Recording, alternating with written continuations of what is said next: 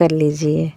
तोप तोप से मेरा परिचय आज का नहीं, उस ऐतिहासिक युग का है जब वह सचमुच बारूद और आग के गोले उगलती तोप थी। हमारी खिड़की के लोहे के जंगले से हाथ डालकर ही उसके दुमंजिले मकान की छत छुई जा सकती थी। एक कागजी फूल की यह लता ने जग लगी छत को मैं पूरा घेर लिया था। जर्जर टीन के टुकड़ों की पतरियाँ ठोक ठोक कर बरामदे की सुरक्षा का यथाशक्ति प्रयत्न करने पर भी एक दीवार आधी टूट गई थी। जर्जर मकान को गिरा देने का नोटिस जब तोप को मिला, वह सीना तान कर अपनी छत पर खड़ी हो गई थी और नगर पालिका के हिंदू चेयरमैन पर उसने ऐसी भयानक गोलाबारी की थी कि उसके मकान गिराने के दुस्साहसी प्रस्ताव को फिर कभी नहीं दोहराया गया। द्वितीय महायुद्ध से स्तब्ध अल्मोड़ा शहर की छावनी में बाहर से ऑस्ट्रेलियन सिपाहियों की एक बहुत बड़ी फौजी टुकड़ी आ गई थी।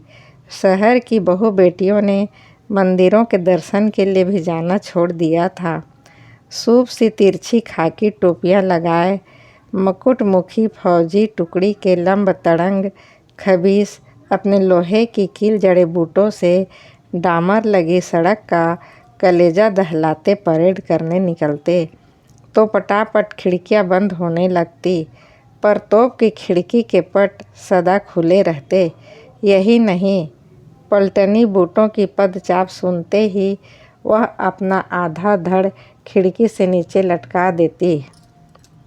साथ ही हाय हनी, हेलो स्वीट हार्ट के स्वरों से पत्र पुष्प सीटियों से सवार कर तोप को अर्पित होने लगते। इधर तोप भी बार बार अपनी अंगुलियां चुम अदृश्य चुंबनों का गुच्छा हवा में फूंक कर सड़क पर बिखेर देती। मैं उस निडर नारी का दुस्साहस देखकर दंग रह जाती। जिन गोरा को देखकर पहाड़ों के पुरुषों के छक्के भी छूट जाते थे, उन्हीं से तोप की मंत्री के रहस्य को मैं समझ नहीं पाती थी। फिर शायद समझने की मेरी उम्र भी नहीं थी। संध्या होते ही तोप का दरबार जुट जाता। नंगी छातियों पर आई लव यू का गोदना गुदाए ऑस्ट्रेलियन लंबे भूत से गोरे तोप को गोद में उठाकर ऊंचे स्वर में गाने लगते। कभी उसे चूम चूम कर हवा में गेंद की भांति उछाल देते। बड़ी रात तक उनकी हाहा ही चलती रहती। सुबह रंग उड़ी तोप अपनी खिड़की के सामने खड़ी हो जाती तो अम्मा बौखला जाती। एक तेरा बाप था टॉमस मास्टर, जब तक इस हिंदुओं के मोहल्ले में रहा एकदम हिंदू बना रहा। दिवालियों में दिए जलाता था और होलियों में उड़ाता था अबीर गुलाल। एक तू है जो नंगेपन पर उतर आई है, तो है बेचारी भी तो अबीर गुलाल ही उड़ा रही है। अम्मा जी क्या बेकार कोस रही हैं। छोटी भाभी खिड़की पर तोप को सुना सुना कर कहती और तीनों भाभियाँ ठहाका लगाकर हंस पड़ती। तोप भी निर्लज्जता से हंसने लगती। मैं अचरज से कभी भाभियों को देखती, कभी उसे। कहाँ होली खेली थी तोप ने, रंग से उसे बेहद चिढ़ थी। पिछली होली में हमने उसे रंग से भिगो दिया था तो उसने आफत ही कर दी थी, पर अब समझ में आया ईश्वर के यहाँ से प्राणों में अबीर गुलाल भर कर लाई थी वह अद्भुत नारी। दोनों हाथों से उलेचने पर भी उसकी रंगीन धरोहर की मंजूषा कभी रिक्त नहीं हुई। तोप का नाम तोप नहीं था, नाम था क्रिस्टियाना वेरोनिका टॉमस। कंठ के पुरुष स्वर, 6 फुटे मर्दाने शरीर और कृष्ण वर्ण को देखकर किसी ने तोप नाम धर दिया था। कंठ की गर्जना से उसका स्वभाव अछूता रह गया था। प्रत्येक मोटी औरत की भांति वह सरल और निष्कपट थी। स्त्रियों में उठना बैठना उसे पसंद नहीं था। उसके पिता पिथौरागढ़ के किसी स्कूल में अध्यापक थे। वहीं भोटिया लड़का के साथ उसने प्रारंभिक शिक्षा प्रारंभ की। फिर तोप को एक मिशनरी में मद्रास उठा ले गई थी। मद्रास की जलवायु ने तोप के रंग को और भी काला कर दिया था। तोप तुम इतनी काली कैसे हो गई? पहाड़ पर तो डोमनिया भी इतनी काली नहीं होती। हमारी सुंदरी रूप गर्विता छोटी भाभी कभी बड़ा क्रूर मजाक कर देती, पर तोप कड़े से कड़े व्यंग को भी चुटकियों में उड़ा देती। मद्रास में जो रह रही हूँ बोजियो, वहाँ के तो मुँह कौवे भी काले होते हैं, वह हंस देती। मिशनरी मैम की मृत्यु के पश्चात तो फिर पहाड़ पर चली आई थी।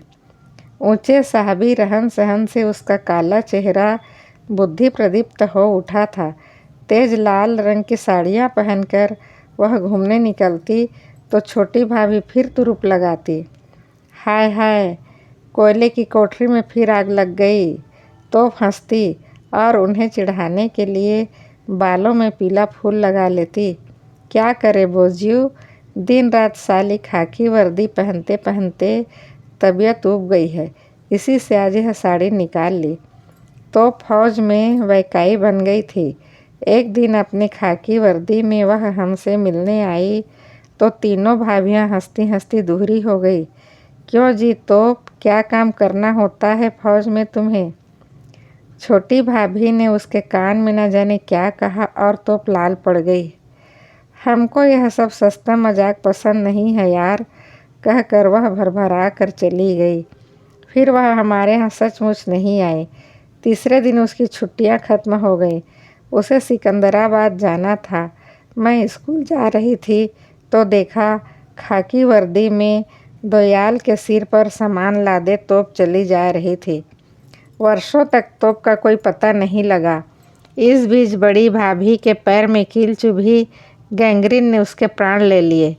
मंझली भाभी के खानदान का 3 पीढ़ियों का पागलपन उन्हें भी बरेली के पागल खाने में खींच ले गया। छोटी भाभी को काले सांप ने काट खाया। प्राण तो नहीं गए, पर साल में 6 महीने उनकी टांग मुकदर सी सूजी रहती और वह यंत्रणा से चीख चीख कर छटपटा उठती। लोहे के जंगले पकड़कर खिड़की से मैं तोप के टूटे मकान को देखती, मरी आंखें भर आती। न हंसने हंसाने वाली 3 भाभियाँ ही रह गई थी, न बारूद के गोले उगलने वाली तोप। मायके की देहरी से ऐसी वितृष्णा शायद ही किसी लड़की को हुई हो। मेरे पति की नौकरी दौरे की थी, प्रायः ही वह लंबे दौरे पर और मुशायरा की बिहड़ घाटियों में उतर जाते, मैं अकेली रह जाती। बच्चे बोर्डिंग में थे, इसी से मैं भी इधर उधर घूम आती। मुक्तेश्वर मुझे बेहद पसंद है। साफ सुथरे बंगले, पहाड़ के वृक्ष को चीरती फाड़ती, नक्शे में बनी नदियाँ की छिड़ सी रेखा सी पतली मोटर की सड़कें, पहाड़ी लोक गीतों की मिठास से मीठी बयार से मधु घोलने वाले सड़क साफ करते पहाड़ी गैंग, कुलिया का कंठस्वर, छोटी छोटी दुकानों में काठ के काले, ठेका में छलकता पीला रायता और पाली में तप्त कांचन वर्णी हल्दी से पिताब बने जम्बू छौके आलू। मैं प्रायः ही बहन से मिलने मुक्तेश्वर चली जाती। उस दिन भी मैं मुक्तेश्वर ही जा रही थी। श्रावण का महीना था। लहंगा दुपट्टा पहने थाल से चंद्रबिंब को नथ से संवार सुंदरी साहनियों का झुंड जल चढ़ाने महादेव की गुफा की ओर जा रहा था। कहीं से पार्थिव पूजन के रुद्रों के श्लोकों की मधुर आवृत्ति का स्वर हवा में तैरता आया तो मेरे पास ही बैठे एक बुजुर्ग शायद उस नए जोड़े को, जो अपने निर्लज्ज प्रेम प्रदर्शन से उनकी बूढ़ी मज्जा जलाए जा रहा था, सुना सुना कर कहने लगे, कुछ भी कहो भाई, मान मर्यादा तो अपने कुमाऊं में है बस, और कहीं नहीं। श्रावण का पहला सोमवार और आहा भोले, तेरी महिमा की हर पहाड़ से श्लोक गूंज रहे हैं। पहाड़ की सड़कों पर भी देखो, कहीं भी गंदगी नहीं है। लिखा भी है तो चाय छोड़ो शराब छोड़ो, अब बाहर देश में चले आ जाओ। मरे यार, तो कहीं दीवारों पर लिखा है क्या, गंदी बीमारियों का इलाज? छी थू। बड़ी घृणा से उन्होंने बाहर थूका। दिशायान ठीक नहीं बैठा था। उनके उड़ते थूक के पवित्र छींटों ने नए जोड़े के दोनों चेहरों को रंग दिया। फिर तो वह रंग जमा की बस। जोड़ा पंजाबी था, बुरी तरह पंडित जी के पीछे पड़ गया। उधर 12 गरज के साथ छींटे पड़ने लगे। पिछली 3 रातों से पानी बरस रहा था। बस के भीतर चल रहे गृह युद्ध के नाटक की यवनिका को प्रकृति ने अचानक गिरा दिया। एक पहाड़ का वाम अंग भरभरा कर गिर गया। ड्राइवर ने हथियार डाल दिए। अब वाहन आगे जा सकता था न पीछे। यात्रियों के सम्मुख उसी ने प्रस्ताव रखा, मेरे भरोसे सामान छोड़ सके तो आप लोग आराम से भुआली जाकर रात बिता लीजिए। कल तक शायद कोई इंतजाम हो जाए। सब यात्री एक एक कर हाथ में झोला लिए उतर पड़े। पहाड़ी ड्राइवर के ईमान को प्रहरी बनाकर सामान छोड़ने में किसी को आपत्ति नहीं थी। मैं भी अपना बैग लेकर उतर गई। पानी बरस रहा था, पर मैंने साथ में बरसाती रख ली थी। उसी को ओढ़कर मैं तेजी से भुआली के एक परिचित पगडंडी की ओर मुड़ गई। मेरी एक विधवा भतीजी भुआली के स्कूल की प्रधान अध्यापिका थी। सोचा वही 1-2 दिन बिताकर नैनीताल लौट जाऊंगी। सेनेटोरियम का गेट दिखते ही पैर ठिठक गए। कितनी ही पुरातन स्मृतियों का कलश छलक उठा। गेट से लगे रेस्ट हाउस की कुर्सी पर बैठी बाल सखी कुसुमी का पीला चेहरा, फिर बड़े ताऊजी उसी कुर्सी पर बैठे डांडी कुलियों की प्रतीक्षा में टुकुर टुकुर कभी मुझे देखते हैं, कभी दद्दा को। कनछोपी ऊन की टोपी में उनका गोरा चेहरा किसी गोरे अंग्रेज सिपाही का सा लग रहा है। आंखें बार बार भर आ रही थी। जानते हैं, एक बार सेनेटोरियम की उस ऊंची चढ़ाई को चढ़कर बिरल ही रोगी उसका उतार उतरते हैं। कुसुमी भी नहीं उतरी। बड़े ताऊजी को तो गल्पिंग टीबी था। तीसरे ही दिन वह जीवन का सबसे सुखद उतार उतर गए। आज भी छोटा सा हवादार कमरा मोटर की सड़क से लगा बस ही खड़ा था। मृत्यु पथ के न जाने कितने यात्रियों ने इसी कुर्सी पर क्षण भर को विश्राम किया है। सामने जंगलात का एक छोटा सा नया प्रतीक्षालय बन गया है। सेनेटोरियम को जाने वाला पथ अब मरीजों के लिए मृत्यु का आह्वान लिए प्रशस्त बाहें फैलाए खड़ा है। पहली सकरी सी पगडंडी कहीं खो गई है। उसी प्रशस्त पथ से सरसराती एक जीप तेजी से फिसलती मेरे पास आकर अचानक रुक गई। सिर पर बैजनी चटक स्कार्फ डाले, लाल कसी जीन और काले कार्डिगन में 2 हाथों में फलों और अंडा से लदी फदी एक महिला उतरकर ड्राइवर को कुछ आदेश देने लगी। साहब को हमारा सलाम बोलना, बहुत बहुत कहना, तीनों मरीजों का हम कल भेजेंगे। जीप दंदनाती वापस चली गई। महिला ने शायद अब तक मुझे नहीं देखा था। हाथ में बैग लिए मुझे पेड़ के नीचे खड़ी देखा तो लपक आई। किसी का बंगला ढूंढ रही है क्या? Can I help you? वह मुस्कुराई और फिर हाँफने लगी। सांसों के उतार चढ़ाव के साथ साथ कभी उसकी दाहिनी छाती तराजू के पल्लड़ों की भांति ऊपर उठ रही थी, कभी बाईं। स्पष्ट था कि उसने मुझे नहीं पहचाना। पहचानती भी कैसे? सन 43 से फ्रॉक पहनने वाली जिस लड़की को तोप ने देखा था, अब उसकी लड़कियों ने भी फ्रॉक पहनना छोड़ दिया था, पर तोप जरा भी नहीं बदली थी। वही गोल गोल मांसल ठुड्डियाँ विभिन्न सरिताओं की जलधाराओं की भांति उसके असीम वक्षोदधि से मिलकर एकाकार हो गई थी। सजने का शौक शायद बढ़ती उम्र के साथ साथ और बढ़ गया था। गले में नकली मोतियों की माला थी, होठों पर गहरा लिपस्टिक था। छाती अब भी तोप से 3 कदम पहले चल रही थी। सेंट की तीव्र सुगंध क्षण भर में बिहड़ पथ को महका उठी।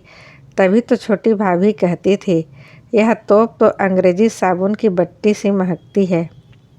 किस बंगले को ढूंढ रही हो हनी? उसने दोनों टोकरियां नीचे रख दी और रुमाल से पसीना पोंछते पोंछते फिर पूछा। मैं जोर से हंस पड़ी। पहचाना नहीं तो? देखो मैं कौन हूँ। बस फिर तो तोप बम गोले बरसाने लगी। Oh my God! तू यहाँ इतनी बड़ी सी, शादी भी हो गई, क्या कहती है? लड़कियाँ एमए में है। हे मेरी माँ मरियम, क्या ज़माना इतना गुजर गया। कहाँ हैं? कितने बच्चे हैं? क्या कहती है? बड़ी के लड़के सूर्या के 2 बच्चे हैं। लो सभी ने घोंसले बना लिए हैं, एक मैं ही हरामजादी तोप की तोप रह गई। इतना कमाती हूँ बच्ची, पर कहते हैं ना, हिजड़े की कमाई मुछ मुंडाने में जाती है। एक पैसा भी क्या बच पाया है। चल चल, अब भतीजी फतीजी के यहाँ नहीं जाने दूंगी मैं, मेरे बंगले में चलना होगा। वह अपना अनर्गल प्रश्नों के गोलाबारी से मुझे छेदती अपने बंगले में खींच ले गई।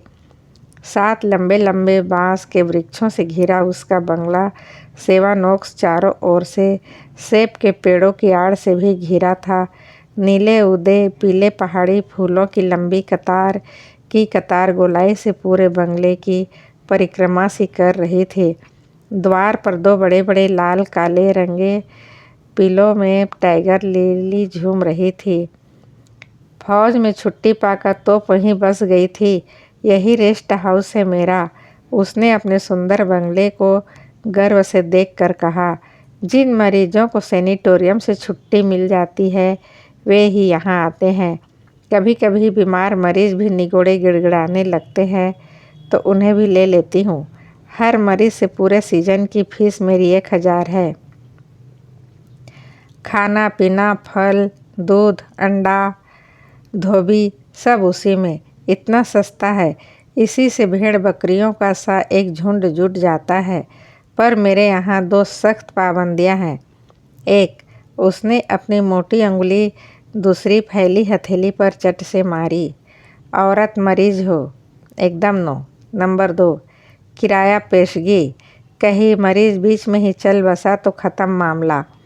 पर एक आध मरीज को चैरिटी से भी ले लेती हूँ। आजकल एक है बेचारा, एमएससी में फर्स्ट क्लास फर्स्ट रिसर्च कर रहा था कि यह रोग लग गया। सेनेटोरियम के लिए पैसा नहीं था तो हम बोला, कोई बात नहीं बाबा, इधर चला आओ। उसने सेनेटोरियम के पास दिल ही नहीं, तोप के पास बहुत बड़ा दिल है। ठीक ही कहा था तोप ने, दिल उसका बहुत बड़ा था, पर केवल पुरुषों के लिए। मुझसे अपने 4 मरीजों का परिचय कराया तो मैं दंग रह गई। कौन कहेगा ये बीमार हैं। लाल सुर्ख चेहरे, भरे भरे हाथ पैर और मस्तानी चाल। इनको तुमने पिछले साल देखा होता तो अब क्या कहूँ। बेटा हरदीप, अपना ग्रुप तो लाओ जरा। तो बड़े उत्साह से दीवान पर बैठ गई और मुझे भी खींच कर बिठा दिया। तिकोने चेहरे, तिकोनी आँखों और तिकोने जोड़े वाला सरदार हरदीप सिंह, जो लंबी दौड़ों में संसार भर के रिकॉर्ड तोड़ने के चक्कर में यह सांघातिक रोग पाल बैठा था, मिनटों में अपनी टांगे चलाता एक रंग उड़ी सी तस्वीर ले आया। 4 डांडियों में सचमुच ही चारों के चेहरे ऐसे लग रहे थे जैसे अर्थी में बचे मुर्दे हों। देखा ना, हो तो फंसी। डॉक्टर खजान ने इन्हें दुनिया में सिर्फ 4 महीने रहने की इजाज़त दी थी, पर तोप ने इन्हें पूरी जिंदगी नाम में दी है। दवा जानती हो क्या? बकरी का दूध और सेब का रस। ट्राला ला ला ट्राला ला। तोप अपनी मोटी कमर को दोनों हाथों से पकड़ ढोलक से बजाने लगी। चारों मरीजों के चेहरों और शरीर पर कहीं रोग का चिन्ह मात्र भी नहीं था। लंबी टांगों वाला हरदीप सांस्कृतिक दल में रूस वासियों को अपना मनोहारी कथक से मोहन वाला, पतली कमर छरहर शरीर का धनी मगनदास छगनदास पटेल, चौरस काठी का राधे श्याम माहेश्वरी, जिसे तोप मिजट कहकर पुकार रही थी, जिसने मेरा ध्यान विशेष रूप से आकर्षित किया, वह था राजेंद्र सिंह। चारों मरीजों में वही सबसे चुपचाप था और उसके शालीन व्यवहार को देखकर मैं मन ही मन समझ गई थी कि तोप की चैरिटी का दिन याचक था। तीनों मरीज मेंढक की भांति फुदकते तोप की टोकरी में सुंदर सेब निकालकर भकोस रहे थे। कभी स्ट्रॉबेरी के लिए तीनों छीना झपटी कर रहे थे। मम्मी तुम आज फिर ठगी गई। निहायत खट्टा सेब है। तोप का मिजेट 2 बड़े बड़े सेब ले उचक कर खिड़की पर चढ़कर खाने लगा था। क्या भाव लाई हो मम्मी? नो मिजेट, तुमको भाव से क्या, चुपचाप खाओ। तोप ने उसे झिड़क दिया तो वह खिलौने के क्यूपिड की मुद्रा में दोनों हाथ गाल पर धर कर रुआंसा हो गया। बनिया है ना मम्मी, कल बकरी से भी उसके दूध का भाव पूछ रहा था। सरदार की रसिकता पर तोप हंसती हंसती पूरा दीवान हिला उठी। ओ सरदारा, तू किसी दिन हंसते हंसाते मेरी जान ले लेगा। तोप मुझसे कहने लगी, हमारे सरदार से कभी सरदारों के चुटकुले सुनो। जो मज़ा सरदार से सरदार के चुटकुले सुनने में आता है वह और कहीं नहीं। क्या है ना राजेंद्र? हूँ कहकर राजेंद्र अपना मोटा चश्मा निकाल कर पोंछने लगा। तोप का प्रतिभाशाली वैज्ञानिक वास्तव में सुदर्शन था। चश्मे को उतारते ही वह नितांत भोला किशोर लग रहा था। सेब के रस और बकरी के दूध की महिमा से उसका चेहरा भी रंगा था, पर लड़का स्वभाव से ही कुछ उदासीन प्रकृति का लग रहा था। बड़ा शर्मीला है हमारा राजेंद्र। तोप कहने लगी, भगवान ने चाहा तो किसी दिन फिजिक्स का नोबेल प्राइज़ लगा। मैं 2 दिन तोप के साथ रही और उसके सर्वथा मौलिक सेनेटोरियम के सरल वातावरण को देखकर मुग्ध हो गई। अपने मरीजों पर वह प्राण देती थी। बंगला ऐसा साफ सुथरा रखती थी कि फर्श में चेहरा देख लो। एक आया थी, 2 बैरे। खाने के कमरे की सजावट और बैरा की बुर्राक वर्दी देखकर समय के पूर्व ही भूख लगाती थी। संतुलित भोजन का घड़ी के कांटे के साथ वह स्वयं अपने हाथों से परोसती। हरदीप, अंडा क्यों छोड़ दिया? मिजेट माहेश्वरी, तुमको चुकंदर खाना ही होगा। एंड यू पटेल, तुम फिर प्लेट पर कांटे चम्मच से जल तरंग बजाने लगा। संगीत प्रेमी पटेल बीच बीच में सांस्कृतिक दल के अपने प्रवासकालीन जीवन की स्मृतियों में बुरी तरह उलझ जाता। खाना छोड़ वह सचमुच कांटे चम्मच से जल तरंग बजाने लगा था। Oh sorry mummy, very sorry. वह घपर घपर पूरा मूंग चिचोड़ने लगा। एंड यू माई एंजिल, तुमको क्या अपनी यूनिवर्सिटी याद आ रही है? इसको तो अपने हाथ से खिलाना पड़ता है। तोप अपने लाडले वैज्ञानिक की कुर्सी के पास जाकर जम जाती। मैं चलने लगी तो तोप के चारों मरीज मुझे छोड़ने बस स्टैंड तक आए। उन सबको साथ लेकर नैनीताल आने का निमंत्रण भी मैंने दिया, पर तोप नहीं आई। उसी वर्ष मेरे पति की बदली आगरा हो गई। 7-8 महीने बाद एक बड़ा प्यारा सा क्रिसमस कार्ड आया तो मैंने आश्चर्य से खोला। बड़े दिन के अवसर पर मुझे याद करने वाली तो एक ही थी, तोप ही का था। उसमें फिसलती बर्फ गाड़ी को खींचते हिरनों का एक प्यारा सा जोड़ा था। नीचे लिखा था, शुभकामनाओं सहित तोप और राजेंद्र। मेरा माथा ठनका। राजेंद्र ही क्या, हरदीप, मिजेट और पटेल कहाँ गए? हो सकता है तीनों रोग मुक्त होकर अपने घर चले गए हों और राजेंद्र भी स्वास्थ्य सुधार के लिए रुक गया हो। पर 8वें दिन एक तार आया, आगरा का ताज देखने आ रहे हैं। फिर वही तोप और राजेंद्र। बात कुछ बनी नहीं। पूर्णिमा के दिन ताज देखने राजेंद्र के साथ तोप, पर हो सकता है मन बहलाने ले आई हो। दिसंबर में क्या भुवाली मनुष्य रहने लायक रह जाती है। फिर तोप अपने मरीजों का कितना ध्यान रखती थी। वह ठीक था, ना उन्हें दवा पिलाई जाती थी, न बुखार नापा जाता था, पर उनकी प्रत्येक सुविधा असुविधा को वह डायरी में नोट कर रखती थी। यही नहीं, प्रत्येक रविवार को वह अपने कुछ मनचले मरीजों के लिए गर्लफ्रेंड भी बटोर लाती। उसकी भतीजी पद्मावती रॉबर्ट वही अध्यापिका थी। इतवार के दिन वह अपनी 1-2 सहेलियों को ले आती थी। And my boys have a good time, वह कहती। जो अपने मरीजों का इतना ध्यान रखती थी, वह उनमें से एकाध को ताज दिखाने ले भी आए तो क्या दोष था। फिर तोप मेरी बचपन की स्मृतियों का स्मारक स्तंभ थी। मैं स्वयं ही कार लेकर स्टेशन पहुंच गई। ट्रेन से तोप राजेंद्र के साथ उतरी और मेरे गले के नीचे एक कड़वी घूंट उतर गई। यह तो 4 मरीजों को जीवन सुधा पिलाने वाली तोप नहीं थी। यह वही पुरानी तोप थी जिसके नाम का गुदना गुदाए अभी न जाने कितने गोरे सिपाही विदेश की कब्रों में करवटें ले रहे होंगे। होठों पर तेज लिपस्टिक थी, गले में नकली मोतियों की माला, कानों में झलमलाते बूंदे और चटक शोख रंग की लाल साड़ी। साथ में राजेंद्र, वही स्वास्थ्य से दीप्त कैशोर्य की मरीचिका। निकट से देखने पर उदास पीला चेहरा और निष्प्रभ आँखें। रोग ने शरीर को छोड़ फेफड़ों का कक्ष रिक्त कर उन उदास आँखों में शायद डेरा डाल दिया हो। तोप ने स्वाभानुसार मेरे दोनों गालों को अपने ईसाई प्रेम का प्रदर्शन कर चटाक चटाक शब्दों से चूमा और बोली, अपने शाहजहाँ को आगरा का ताज दिखाकर हनीमून इनॉग्रेट करेगा, है ना डार्लिंग। वह राजेंद्र का हाथ पकड़कर बोली, मुझे काटो तो खून नहीं। कहाँ 50 वर्ष की अधेड़ तोप, कहाँ अपने यौवन के हीरे सा दिखने वाली का आंखें चौंधियाता यह सुदर्शन युवक। क्षण भर को मुझ अपने मर्यादाशील परिवार का ध्यान आ गया। ईश्वर की दया से पति किसी काम से दिल्ली गए थे, पर बच्चे, सयानी लड़कियां थी, क्या कहेंगी। मम्मी की दोस्त भी कैसी है।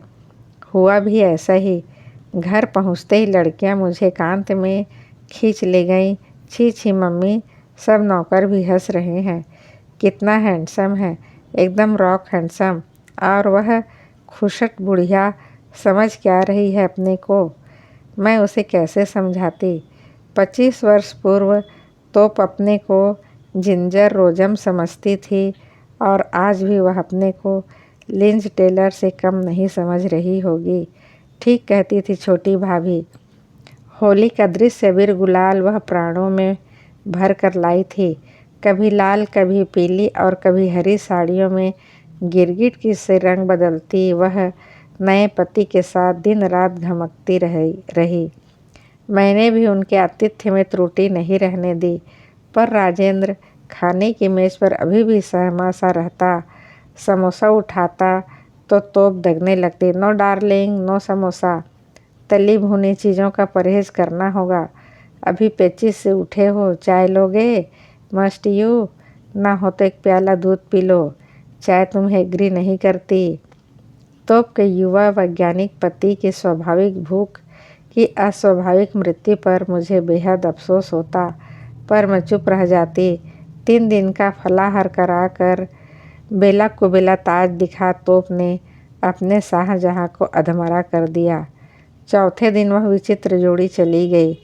धन्यवाद का एक पत्र लिखकर तोप ने फिर खींच ली। 1 वर्ष तक मुझे उसका कोई समाचार नहीं मिला। दूसरे वर्ष में बहन की लड़की की शादी से लौट रही थी। लखनऊ के रिटायरिंग रूम में एक रात काटनी थी। स्टेशन मास्टर ने कहा, यहाँ तो बड़ी हैवी बुकिंग रहती है। वैसे एक कमरे में एक पलंग खाली है, यदि आपका कोई आपत्ति ना हो तो रह सकती हैं। मैं इतनी थकी थी कि कमरे के दूसरे पलंग पर कौन है, स्त्री है या पुरुष, मेरे ध्यान में ही नहीं आया। कमरे में पहुंची तो धीमी रोशनी जल रही थी। कमरा बहुत बड़ा और हवादार था। आसपास 2 पलंग थे। एक पर सिर से पैर तक चादर ओढ़े कोई खर्राटे ले रहा था। शरीर के आकार से वह निसंदेह पुरुष ही था। पोस्टमार्टम के लिए आई लाश की भांति उसका पेट राम ढोल सा बीच में बेहद फूला फूला लग रहा था। एक अपरिचित पुरुष के साथ एक ही कमरे में अगल बगल सोने से मेरा सनातनी हिंदू संस्कारी चित्त बुरी तरह झिझक उठा। क्या करूं? पैसे भी तो भर दिए थे, पर छी, इस कमरे में तो मुझसे नहीं सोया जाएगा। इससे तो वेटिंग रूम का आराम ही ठीक था। मैं जाने को ही थी कि एक इंजन गरज उठा। पास के पलंग पर एक अपरिचित पुरुष हड़बड़ा कर उठ बैठा। मैंने देखा, वह अपरिचित पुरुष नहीं चिर परिचित तोप थी। ओ माई, हाय मेरे मसीह, तेरा सितारा बुलंद हो, जिसे जहाँ चाहा मिला दिया। किसने सोचा था कि ऐसे मिलेंगे। तुम क्या बीमार थी तोप, कितना बदल गई हो, मैंने पूछा। बिना मेकअप के तोप फीकी फीकी ही नहीं बेहद झटकी लग रही थी। तोप और बीमार वह हंसी। वह तो थोड़ा स्ट्रेन पड़ा है डार्लिंग। हरिद्वार से लौटी हूँ ना, हरिद्वार से। मैं चौंकी। नित्य इतवार को गिरजा जाने वाली, दिन में 80 बार चटाक चटाक बाइबिल को चूमने वाली तोप हरिद्वार कैसे गई। राजेंद्र के फूल चढ़ाने गई थी हम। एक लंबी सांस लेकर बोली, तुमको क्या लिखती, इधर बहुत जिद्दी हो गया था, परहेज जरा भी नहीं करता था, न बकरी का दूध न सेब का रस, बस दिन भर चाट और हिंदी सिनेमा। हमने कितना समझाया, देखता है तो अंग्रेजी पिक्चर देखो, पर नहीं, वही सस्ता एक्साइटमेंट उसे ले गया। एक एक दिन का 3-3 शो। तोप के अनुशासन की लगामी से कसा घोड़ा आखिर बिदक ही गया। 2 दिन बीमार रहा बस। अब देखो, हरदीप, मिजेट और पटेल तीनों के फेफड़ों में भूसा भरा था। वह हमारा ऑर्डर माना तो ठीक होकर अपना अपना घर गया। यह जिद्दी मरने से पहले बोला, हमारा फूल लेकर हरिद्वार में बहाना।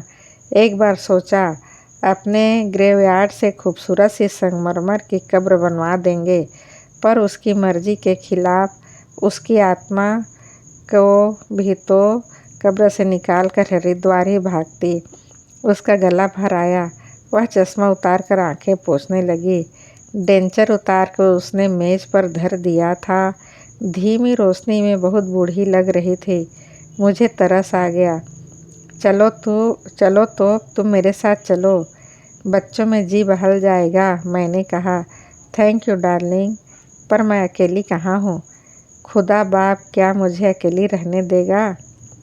एक गरीब मरीज उसने फिर भेज दिया है, फिर चैरिटी।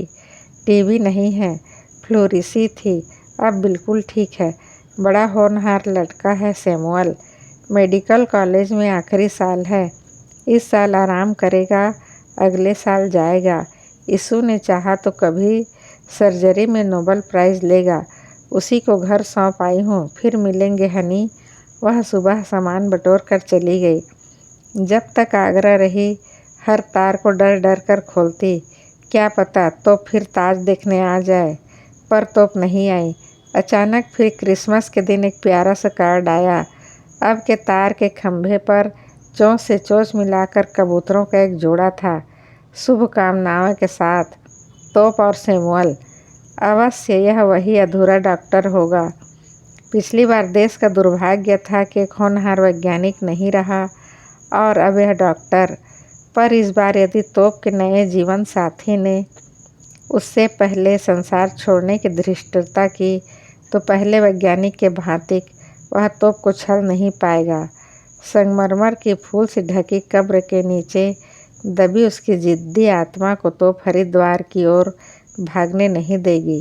कहीं भाग भी गए तो उसका प्यारा खुदा बाप क्या उसे कभी अकेली रहने देगा।